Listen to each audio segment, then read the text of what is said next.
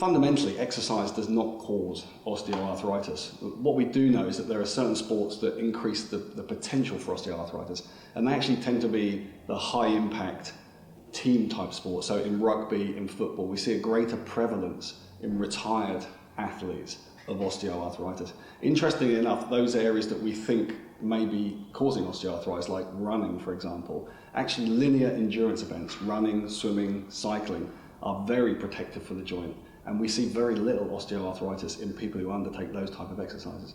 There are a number of agencies which recommend how much exercise we should undertake, usually on a weekly basis, and it's around 150 minutes of exercise each week.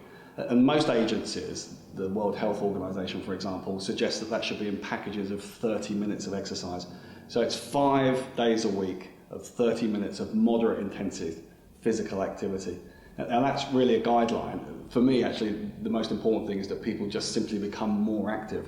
So really what you should be trying to do is become more active than you currently are. Any increase in activity has got to be seen as a positive.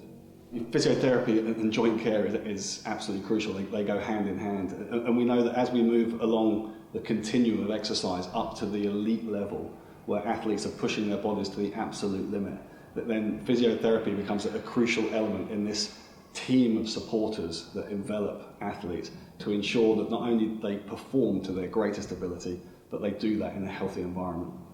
The vast majority of research in osteoarthritis and sport is actually focused on what we call the epidemiology. In other words, trying to identify where osteoarthritis occurs the most, in what type of sport. And it tends to point towards team sports, things like rugby and football. And we're not entirely sure why that is and why one individual player may be more susceptible than another. But certainly what we do know is, and we understand that it is about damage to the joint in those type of activities, which has the potential to lead to future problems with osteoarthritis.